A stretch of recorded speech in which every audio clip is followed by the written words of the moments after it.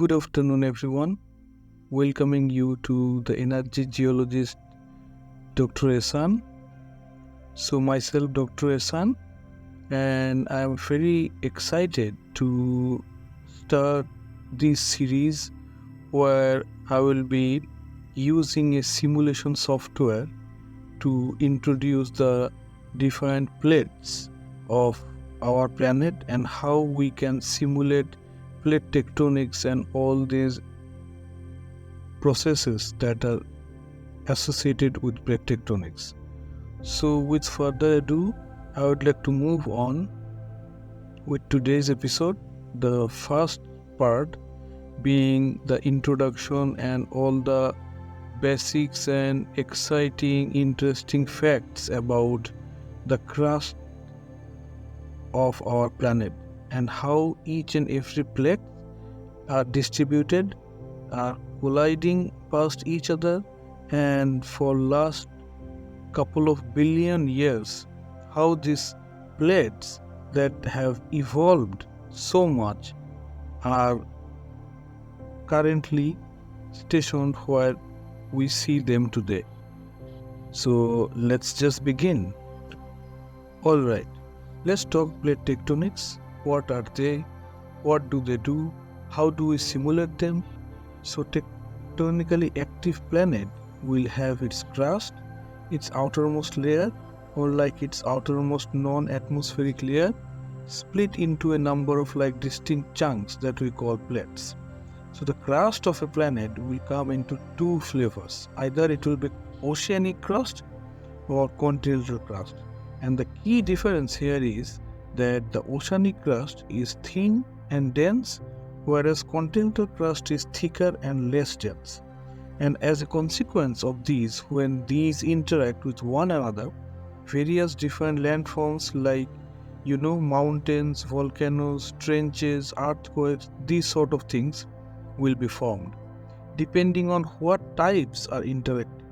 And the main place of interaction between these various plates is actually at the boundaries.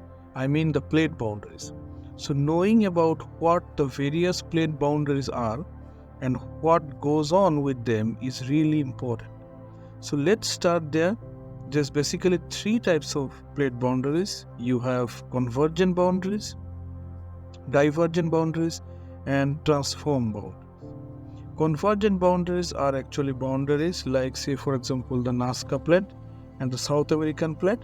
That boundary here where both plates are moving into one another, the Nazca plate is here traveling east and the South American plate is actually traveling west. So they are converging on one another. And divergent boundaries are, as the name applies, are plates that are pulling apart. So the prime example of this type of boundary is the South American plate and the African plate. African plate is moving east, at least locally, and the South American plate is moving west. As that means that the boundary here is diverging. They are splitting apart. The final type is the transform plate boundary. Example here would be like the very earthquake-prone American south-west. This is when two plates, they're neither coming together or pulling apart. They're just like scraping off one another.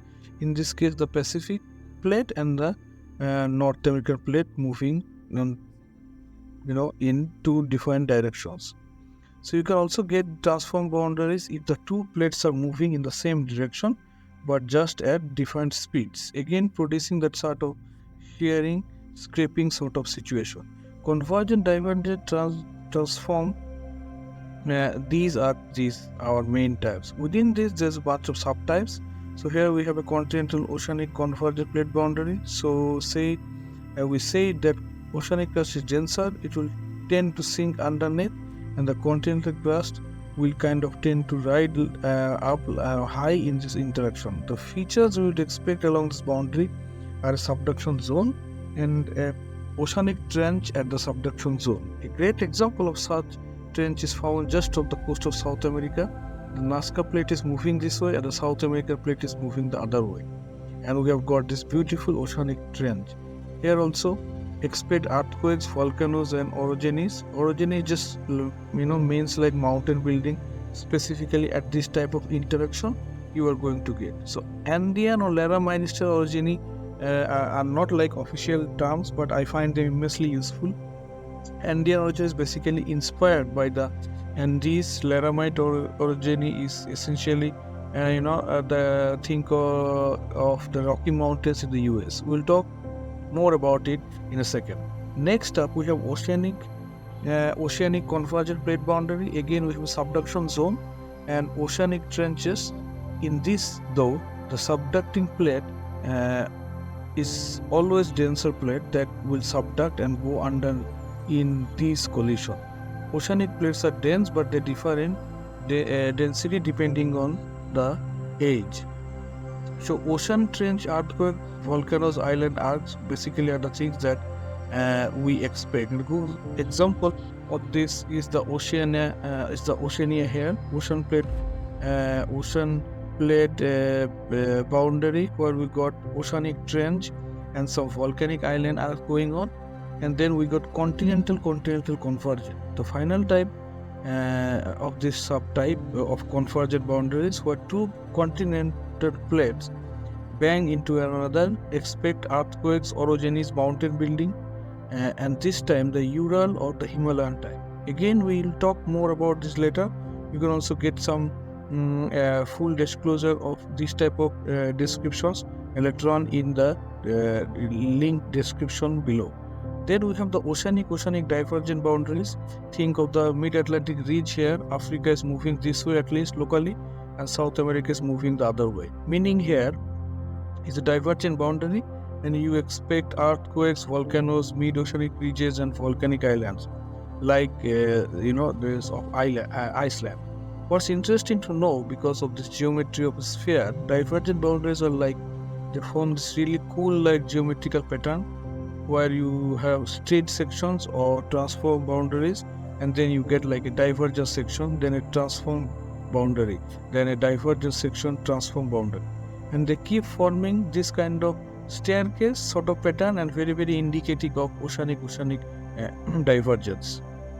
We got the same thing except involving two components, continental divergent plate boundary. Same deal, just two bits of continent rifting apart, except earthquake rift valleys and volcanoes.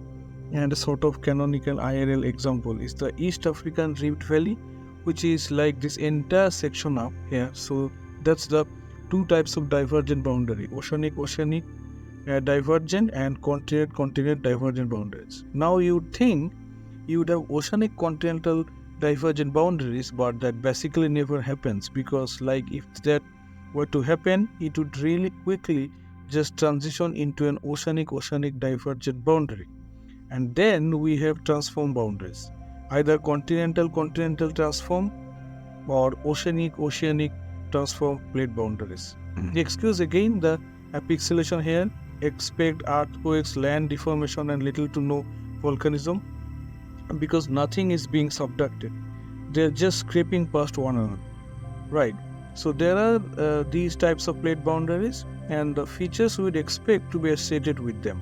Now we mentioned a bunch of orogeny types, so let's look at, so we can break down the types of mountains that will form over various plate boundaries or around plate boundaries into four types: Andean, Laramide, Ural, and Himalaya. Again, you think of these being grouped into two.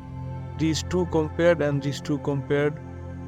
These two form as a result of oceanic continental collisions, and these two form as a result of continental collisions. One is thin, one is wide, one is thin, and one is wide. So Andean style orogeny, like the Andes, occur when you have subduction zone, and when you put the subduction zone along the coast, again typically that is what goes on shock horror around the Andean, and the orogeny again tends to be pretty thin, say 830 to 200 kilometers. Laramide orogeny, on the other hand, I say the word Laramide, just think of the Rocky Mountains. This forms as a result of mid-oceanic ridge subducting under a continent, and yes, that's the thing that can occur, and it can also form actually if the ocean just comes in real hot. Like if it's speeding towards the continent, it can also form then.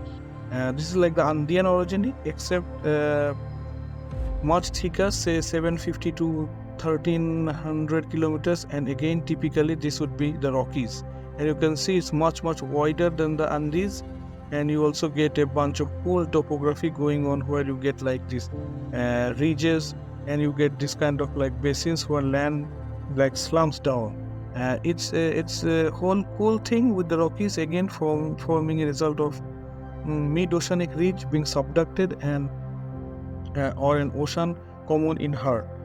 Ural style orogeny, continent collision, specifically small things like island arcs colliding with continent or microcontinents, something like that, give rise to a fairly thin band of orogenies, 500 to 600 kilometers, and as the name would imply, this type of orogeny looks like the Urals, which is somewhere up in here.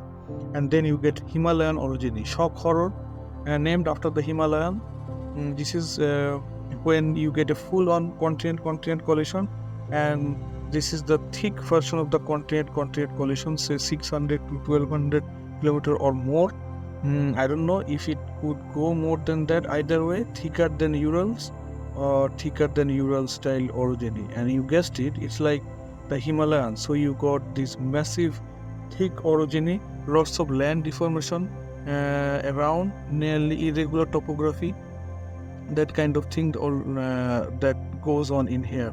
So alright, these are the four types. So in some oceanic continental collision, and the Laramide, thin continent collisions, Urals or Himalayas, like thick, and again the simulation process that we are planning will reveal to us which ones to pop or which ones to come in different directions. So we will see that in the next video, where I will be planning to simulate this and do all the details using the G-Plates program. So it's a 6 type of step process where it makes it seem really quick, but I really don't think it takes a long time, but we will see once we start the simulation in the next episode. So we start off with supercontinent, we draw in that supercontinent, and then we begin to break that continent, and we move all the pieces around, and we begin to reassemble another supercontinent, supercontinent A or B, and then we break that up, and then at this point we could declare the current or the present world. This is the order through which we will simulate all our own tectonics, plates. So now obviously you could keep going like this until the current present day to be form a supercontinent. You could go break up, assemble the supercontinent again, and then you could basically keep going on for as long as you want. And the point of taking the simulation through at least for 2 supercontinents and about 1 billion years of history is to be able to track where mountains occur. So like mountains that formed around this stage would become like old mountains, the equivalents of the Appalachian, Sierra Madre, or and mountains that are formed in the later stages in post second supercon will become the newer mountains. So like the likes of Andes or Himalayas, that sort of thing, if we compare. So doing this gives you an accurate representation of what your world is going to look like. So I should also mention that like this thing called supercontinent cycle, which is what we are trying to emulate here on Earth.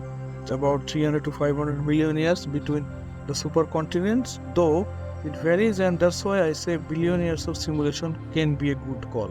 So you are allowing 500 billion years for each supercontinent cycle, though again as much as you desire.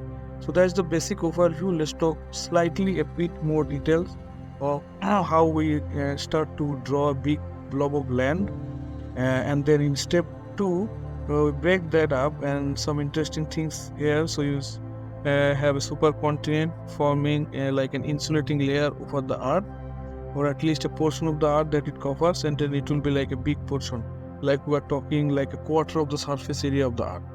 So will be taken up by a supercontinent, assuming you have the same land to ocean ratio as our planet. There's a lot of insulation going on underneath this sort of insulated layer. These mantle plumes will evolve, which is kind of like columns of really hot magma that come up and interact with the crust. They will dome the crust, dome it upward to form and then eventually fracture it into a very distinct triple junction. So a T-shaped fracture, not a cross-shaped fracture, always similar to T-shaped fracture. A lot of these mantle plumes can occur and create these triple junctions like rodinia. By the way, like here, which was the previous supercontinent on Earth, like here is a T-shaped fracture, and would be another T-shaped fracture. Here's another one. Here's another one. A handful of T-shaped fractures per supercontinent, and the arms of this T-shaped triple junction will like kind of spread. The faulting will continue, and they are like all joining up. And eventually, as they all join up, they will shear apart entire chunks of the continent. Now, the interesting thing about that is, we can imagine that this arm will go along to create a fracture, and this arm will go along to create another fracture, and that is the whole plate section that moves away. But what occurs with this arm, third arm, this can get really interesting. Either it too continues to go, so that we can imagine, like, say for example, in an old history, maybe this arm would continue and fracture of this chunk of South America. It can do that, totally fine, and we will often do this in the simulation. But it can also just stop and become a failed rift, a rift that didn't rift apart the entire continent. This can be reactivated later, which we'll get into the next video.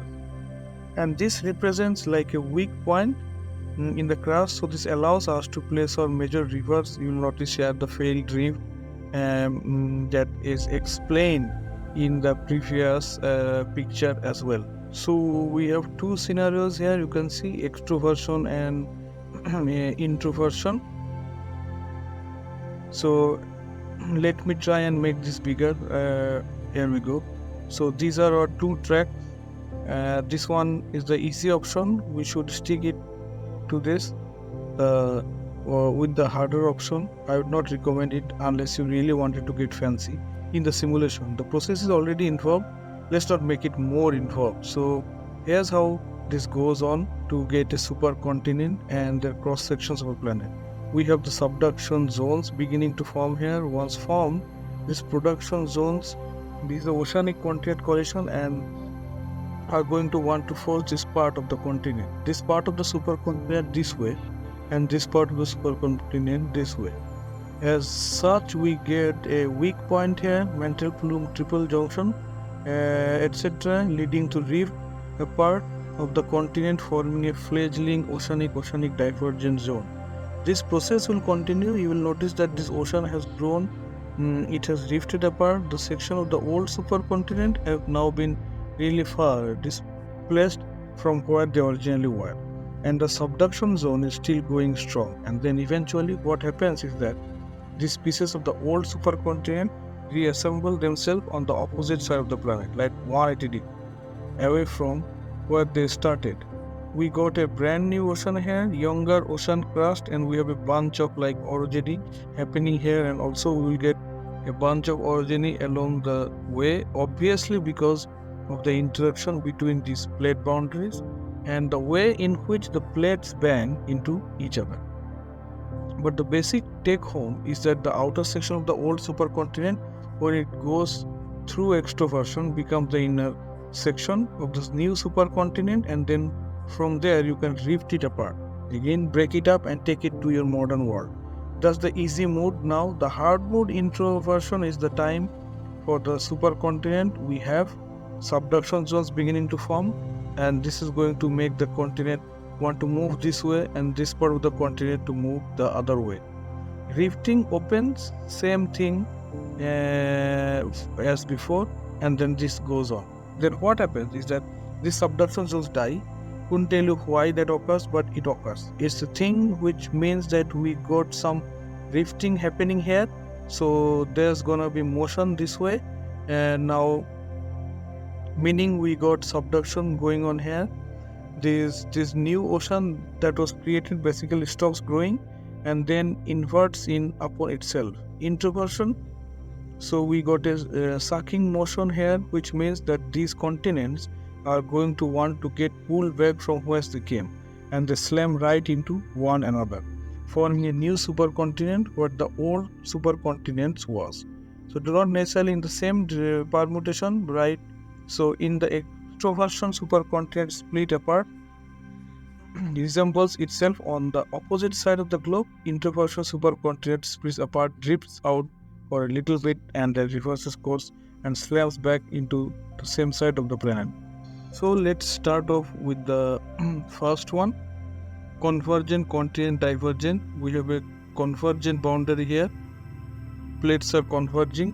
Then there's a continent, and then there's divergent boundary here, like mid-oceanic ridge. This should look very familiar. This is like what's going on in South America. Nazca plate is going this way, South America plate is going that way, convergent continent and then divergent mid-oceanic ridge. This is the sort of South American style, if you will, convergent continent, convergent boundaries. That's a bit weirder because it doesn't really exist on modern day. This is kind of typical state of continent in the later stages of extroversion, where everything is coming back together. A situation that modern Earth is not in. We have a convergent boundary here with an active margin identical to the previous example, Andean or Laramide style orogeny. Smooth coastline, cool, but on the other side we also have an active margin and we also have an orogeny going on. I am not going to get into nuts and bolts of this. I would encourage you to read the structural tectonics of the planet reference, link in the description below. But effectively what's going on here is the main sort of thrust. The crust of this continuous section is going in this direction, but there's also a pull here at the subduction zone. So the continent kind of goes full stretch arms strong and begin to pull apart along the trailing edge. This is the leading edge direction of its kind of predominant motion along the trailing edge and results in a thing called slab rollback, the effect of which is the mountain building on this end won't be as high as on this end, kind of like major mountain building and like minor mountain building. And because of this like stretching out sort of thing, you can also get oceanic crust formed behind the orogeny, forming a thing called back arc basin.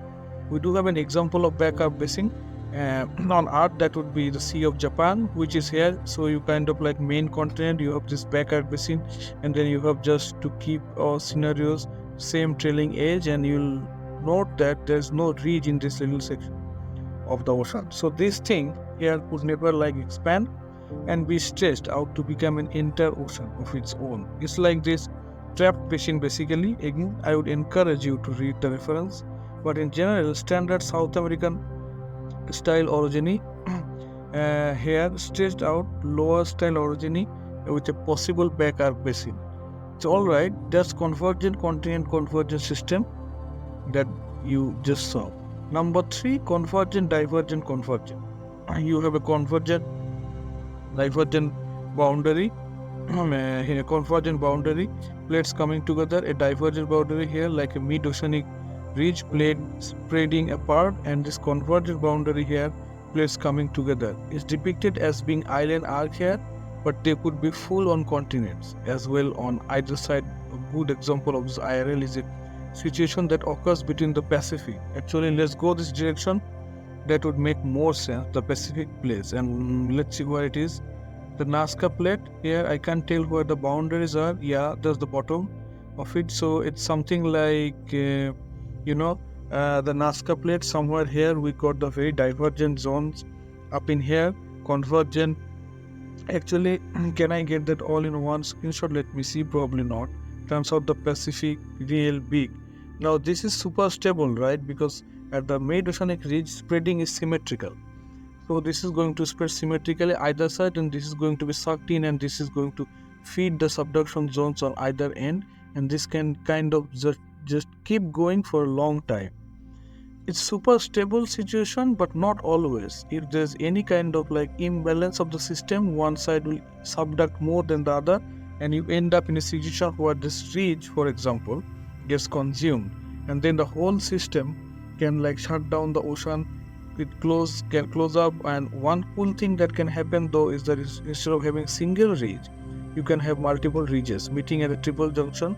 Always a triple junction plate, only it ever meet T shape, never crosses. And what can happen here under certain circumstances that I don't entirely understand, the forces here can kind of cause this triple junction to kind of spread apart and grow this like triangular shaped place in the triple junction. And this is exactly how the Pacific plate was born, and this thing will continue to grow out along the boundaries here.